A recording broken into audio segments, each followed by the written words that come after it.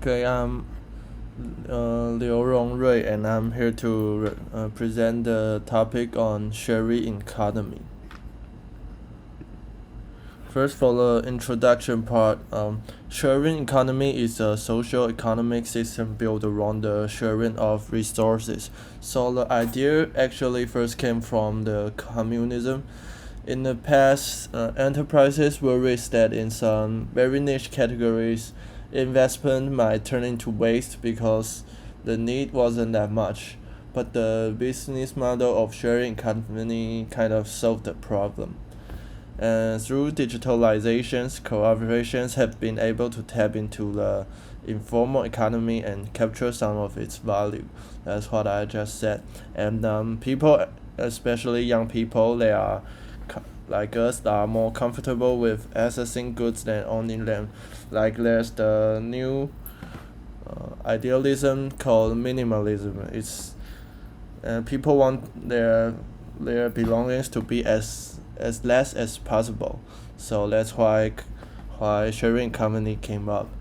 And for the fourth point, the sharing economy is also referred to as the access economy or the crowded-based capitalism, collaborative economy, platform economy. All those names are each representing of a characteristic of a system, and we'll go further in other pages. And for the categories, there's three categories in sharing economy. First is real sharing, like the knowledge is free and there's no expectation of reciprocation. Like Wikipedia is one of them. Just people just gave out their opinion and they also received their opinion from this platform. And the second one is gift giving.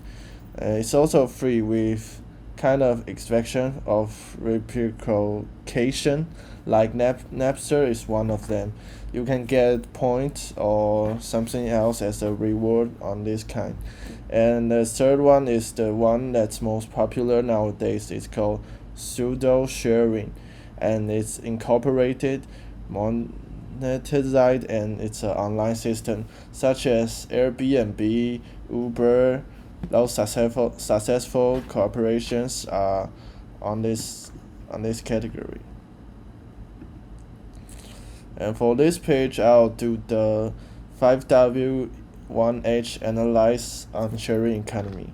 For why we do sharing economy, because resources are limited. This strategy allows the asset to make use at its very full capacity rather than just put aside and waste its value. That's like the total idea of sharing economy. Just don't waste the value of those belongings. Then what?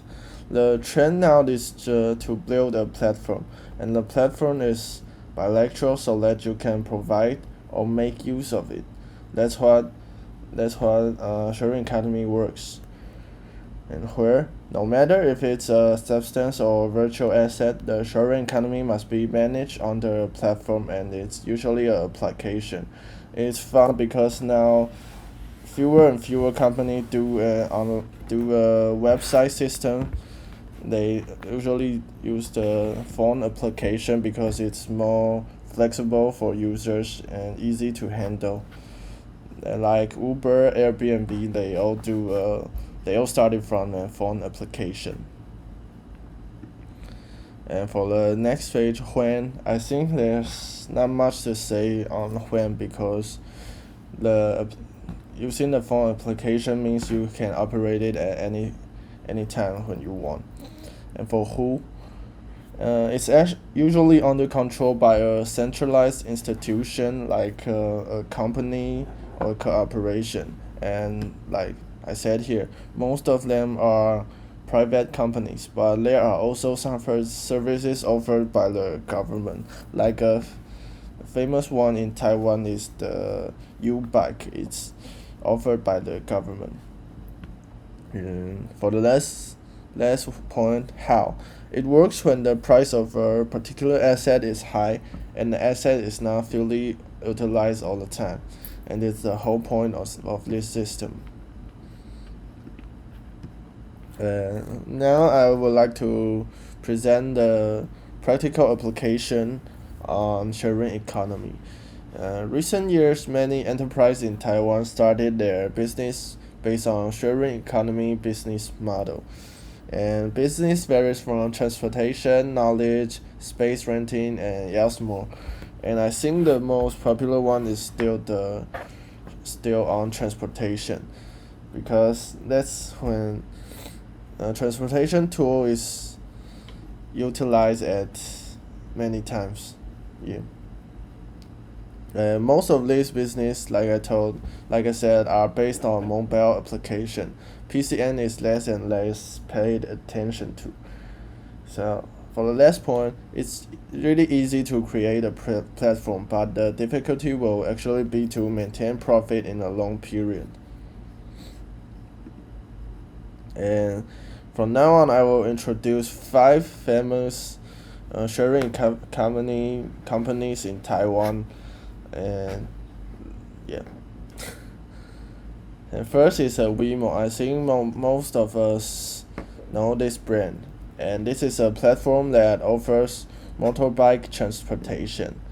With it offers two helmets in the trunk, so it's actually very convenient for both single and double situations.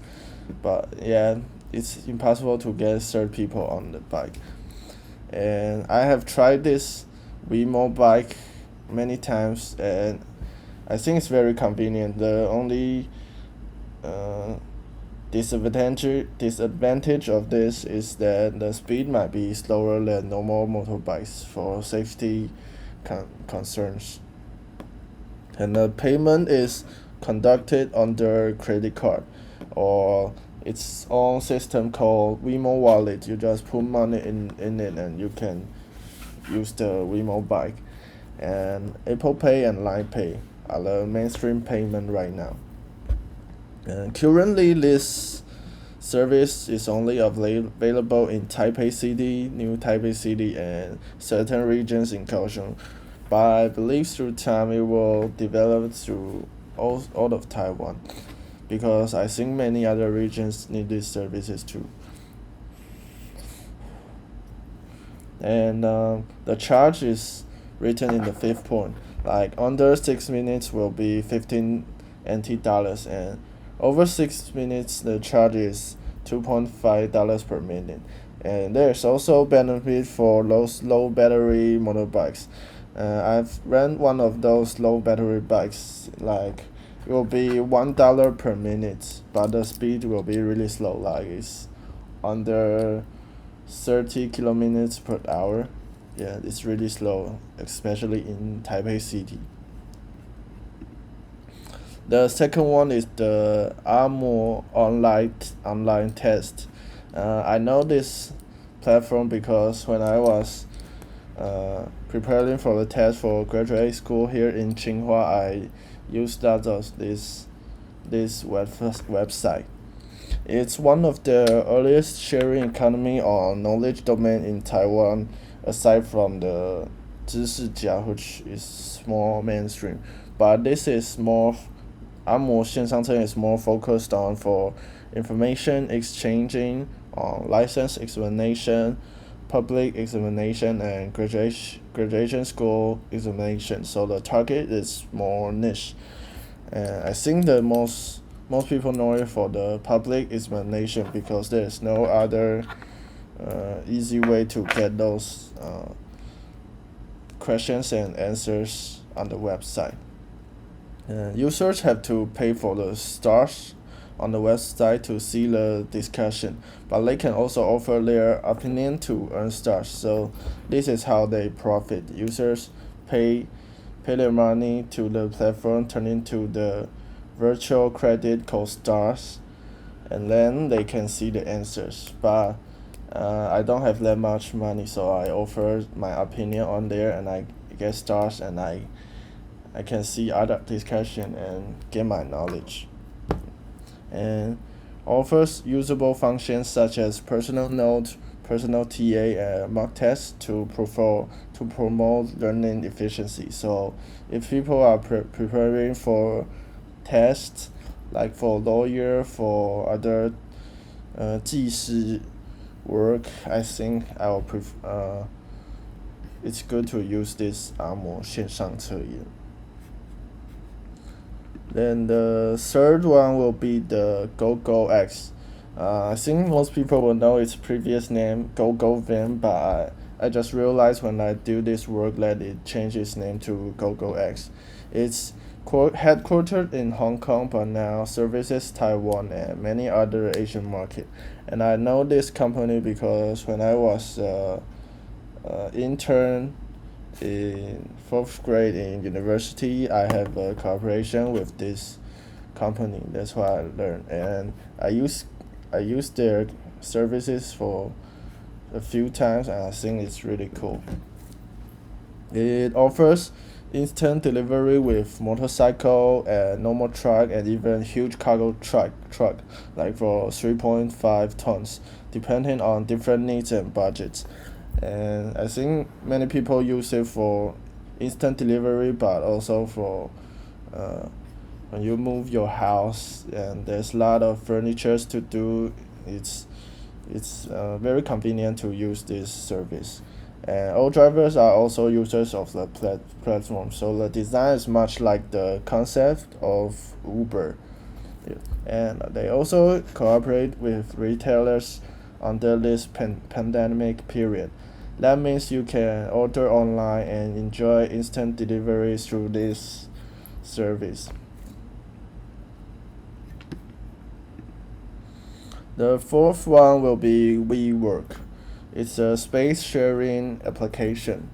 For many startups, it's very difficult to find a proper office at first because you don't have the profit yet, and the renting money will be really high. So it's important to cut down the budget when you first start your startups. And WeWork is targeted for the situation. It offers many categories like personal working table if you are a personal worker like writer or bloggers or something, and meeting room for like 5 to 10 people, and group working space and activities space for under 100 people. And the price is all listed on this website. Renting time is on hourly period, so it's very efficient for the space usage. Like for the morning, there's one company want to make a conference, they can rent it for the morning and afternoon. Other companies can rent it for other arrangement, so it's very efficient for the space usage.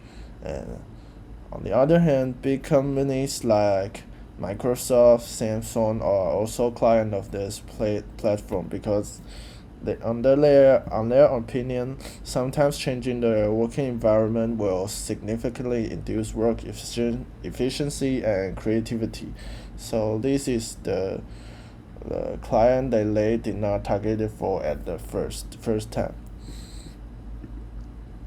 And for the fifth and the last one is the Our Talent. I think not many people have heard of this because and it's founded by famous Malaysian singer named Huang Mingzhi, and he just said personally that it's positioned as a combination of Airbnb and YouTube. So like you can show your talent on this platform, and if someone sees it, they can pay a price for it. Because it's actually hard for artists to price their artwork or talent. Also, many artists doesn't have the ability and personal connections to successfully marketing their work, because art is hard to 定价, and it's so as a singer himself, he knows this shortage of artists, so he want to create this platform to help them. And the application allows clients to give out reasonable pricing for the talent and or if it's artwork. And categories are dancing, musical performance, handcrafts, photography, designing, and many other else. So it actually covers lots of categories in art. Uh, for this part, I would like to introduce the newest development on sharing economy. Uh, First, sharing economy was meant to be exchanging and utilization of idle resources, but too much investment sometimes turn the business model into bubble, 泡沫化. Like people, this happened like in 2019, 2020, before the pandemic came, such as old bike, sharing umbrella. Sharing umbrella is a huge failure in sharing economy in mainland China, and old bike is happened in Taiwan because it invested too much and people just throw it everywhere and become a waste, and it hurts the environment. So it's very hard to manage a sharing economy system, and for many situations it might be against the law. Like old bike kind of oh no, Uber kind of be against the law at the first time because there's no law prohibition for Uber driver, but now it's legal now. And due to the pandemic, people have to reduce personal contact. Somehow it enhanced the development of sharing economy because sharing economy was meant to share idle resources, so it reduces the chance of people meeting each other. It's all split. Yeah, so it somehow enhanced the development of sharing economy.